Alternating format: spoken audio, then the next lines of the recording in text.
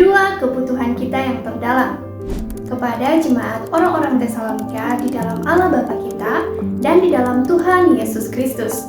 2 Tesalonika 1 ayat 1. Sebagai gereja atau jemaat, kita berada di dalam seorang Bapa dan di dalam seorang Tuhan.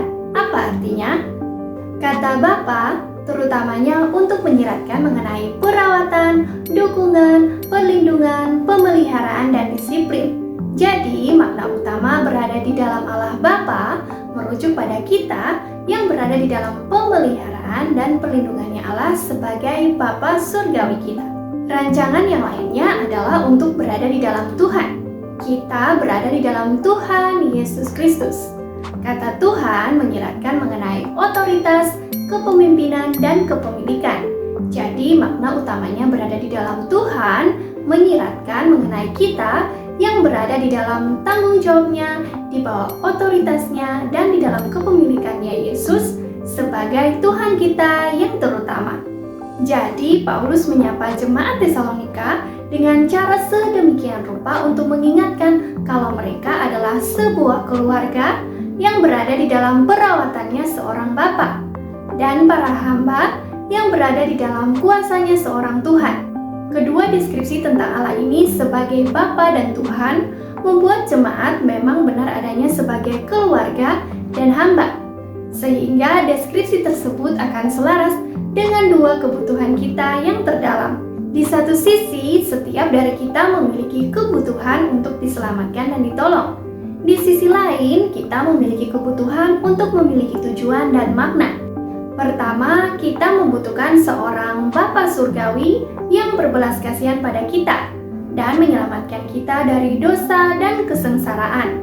Kita membutuhkan pertolongannya di setiap langkah karena kita memang sangat lemah dan rentan.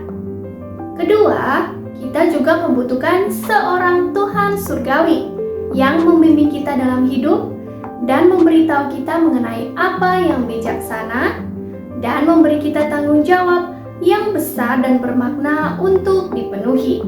Juga kita ingin diberitahu mengenai alasan untuk keberadaan kita. Beberapa tujuan mengapa Allah menciptakan kita seperti sekarang ini. Kita tidak hanya ingin merasa aman dalam pemeliharaannya seorang Bapa, walaupun hal itu memang berharga dan perlu. Kita menginginkan adanya sebuah tujuan yang mulia untuk menjalani hidup ini. Kita ingin memiliki seorang Bapa yang penuh belas kasihan sebagai pelindung kita. Juga kita ingin memiliki seorang Tuhan yang Maha Kuasa sebagai Sang Juara kita, Sang Komandan kita, dan Sang Pemimpin kita dalam beberapa perkara yang penting. Jadi, ketika Paulus berkata dalam ayat 1 bahwa Anda adalah jemaat di dalam Allah Bapa kita dan di dalam Tuhan Yesus Kristus, maka kita dapat beristirahat dan mendapatkan pertolongan dari Allah yang adalah Bapa kita. Kita juga dapat meneguhkan hati dan mendapatkan makna hidup dari rancangan yang satunya, Yesus adalah Tuhan kita.